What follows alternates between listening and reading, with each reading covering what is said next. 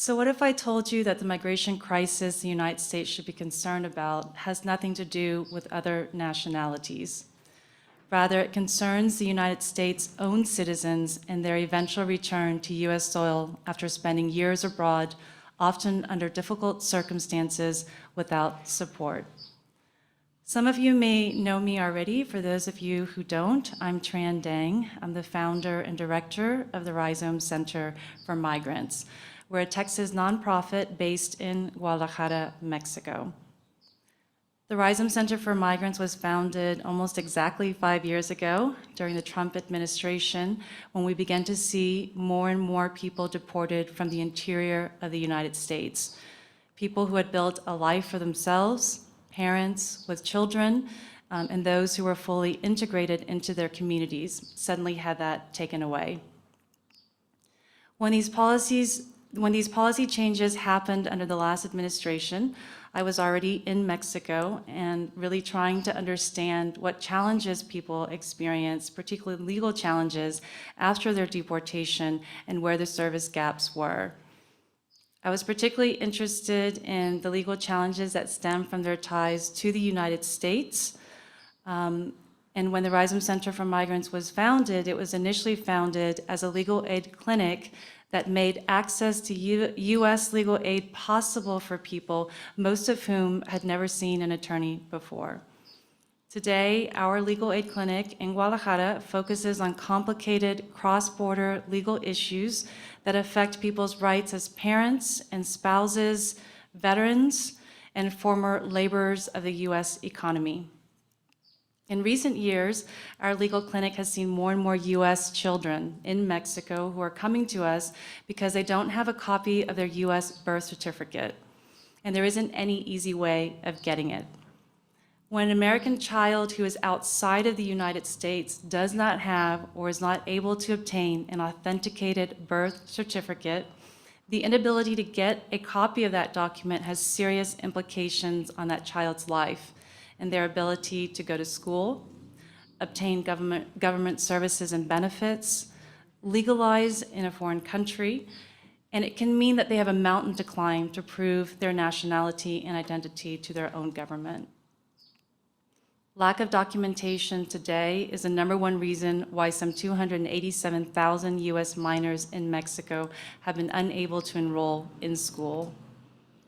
Not being able to access one's birth certificate because of cost, information barriers, or structural barriers is the reason some 287,000 American children in Mexico have not been able to obtain what's called a CORP. And as you all know, a CORP is like a social security number that identifies Mexican residents and nationals. A CORP is needed to access everything from opening a bank account, to applying for a driver's license, to accessing healthcare and schools.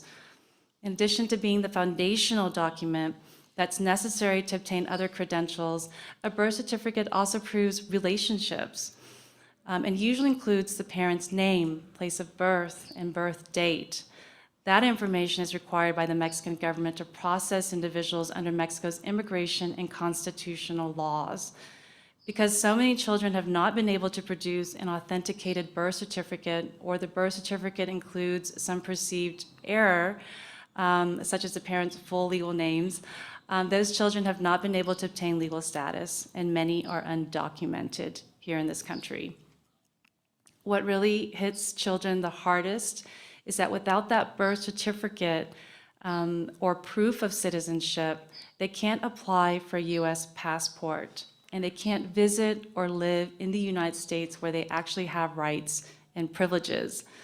This situation is also heartbreaking for me. Unfortunately, it's not uncommon to see U.S.-born children in this situation. The impact of deportation on American families is far-reaching. While many American children and spouses do remain in the United States, a significant number have also followed their deported family members to Mexico and other countries where parents are deported. In the last 15 years alone, we've seen more than 4 million Mexicans deported from the United States to Mexico. And during that time, we've also seen a parallel mass departure of U.S. citizens from the United States. Return and deportation has had such an impact on U.S. emigration to Mexico that today, the Rhizome Center for Migrants estimates that more than 1 million of the estimated 1.6 million Americans living in Mexico are the family members of the returned and deported. Many of these co-deported U.S. citizens, including spouses and children, are now concentrated at the border in northern states like Baja California, Sonora, and Chihuahua. There's also a significant number of citizens now residing in the Occidental and Bajío regions of the country, which is the traditionally migrant-sending region of Mexico and where the Rhizome Center for Migrants operates. Now, what separates the co-deported from other Americans in Mexico is that they are not here by choice. These Americans who have already lost everything, paying for attorney's fees to try to keep their families together, would rather have been allowed to remain in the United States. In Mexico, they are adapting to a lower standard of living, and they depend heavily on Mexican institutions to integrate. Because they often live in rural areas rather than in touristy areas or areas where there are large concentrations of Americans, they can be vulnerable to trafficking, kidnapping, and extortion.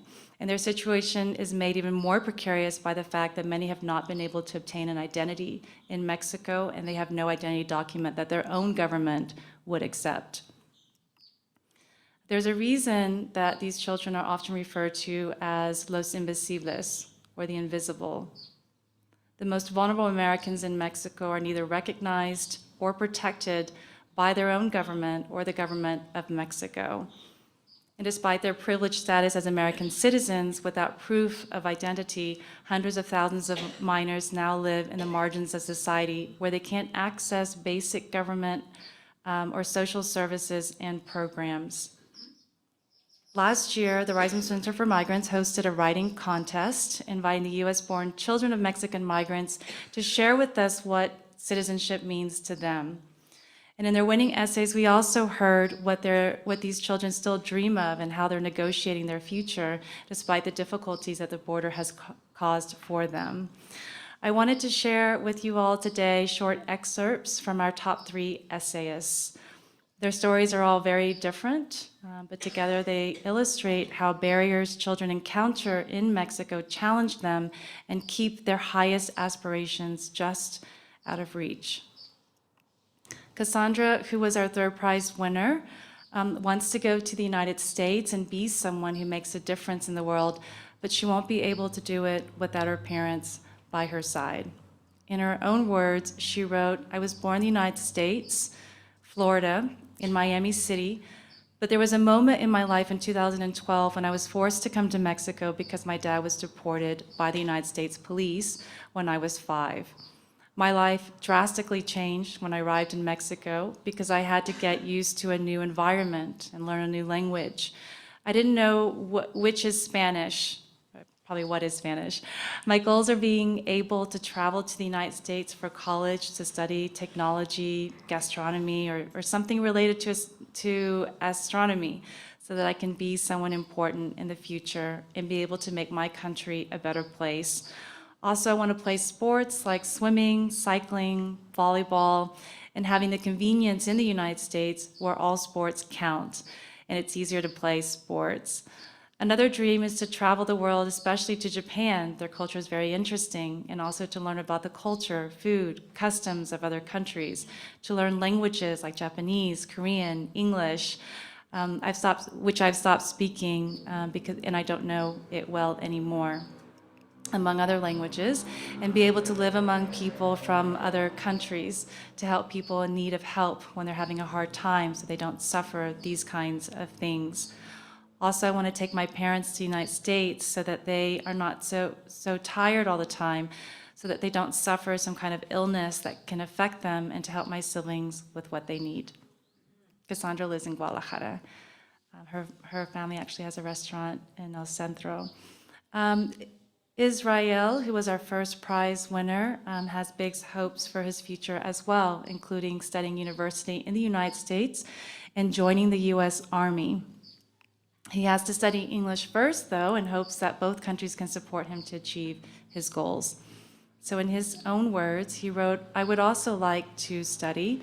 I always wanted to be at a US university like Harvard or MIT. I would also like to serve my country, serving the armed forces of the United States. I also want to speak the language perfectly.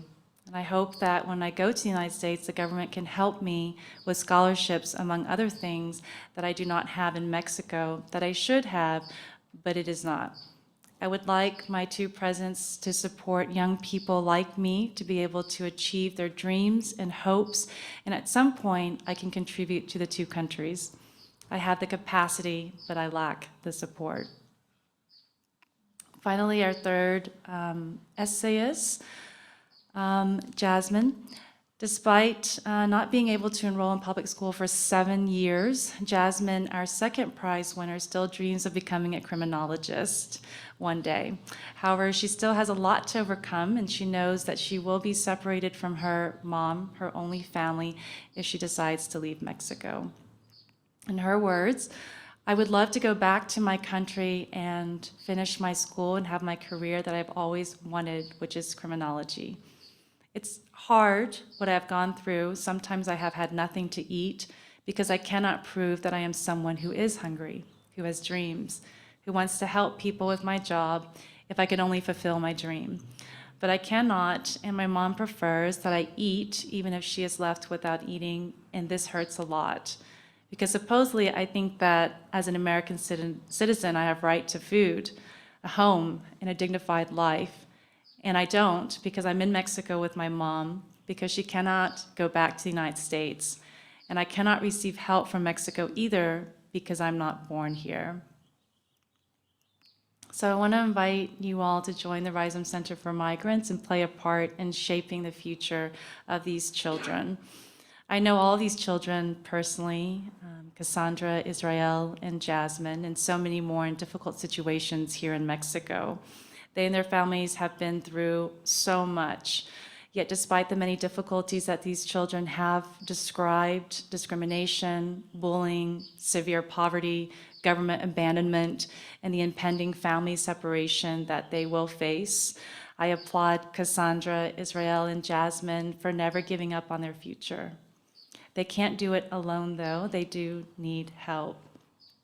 The Rhizome Center for Migrants serves American children by helping children obtain their authenticated U.S. birth certificate so that they can legalize here in Mexico and access public schools and health care. In the meantime, we are pushing that the United States move towards a digital platform that would allow children to download their birth certificates anytime and anywhere at a reduced cost.